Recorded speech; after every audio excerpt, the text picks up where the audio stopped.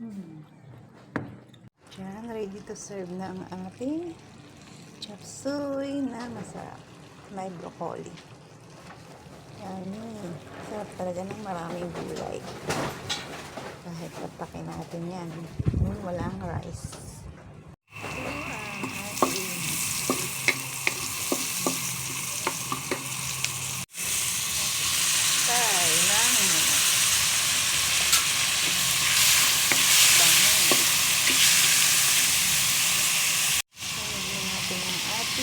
Carrot at sayote.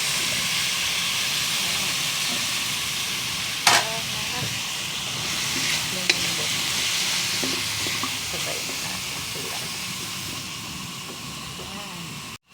Tayo dito ng water. Kunti lang. Kasi nagtutubig ang sayote. Malambot na. Lalagay tayo ng inisa mix. Pampalasa.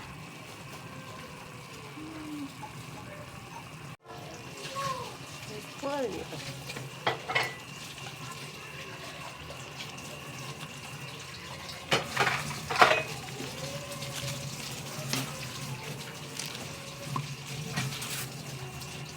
Yan, ilalagay na natin ang ating pampasarap na broccoli.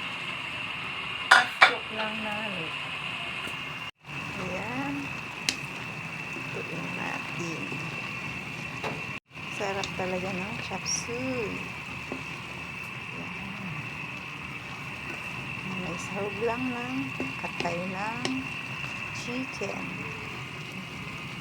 Ito na po. Madali lang pumaluto ang ating broccoli at repolyo.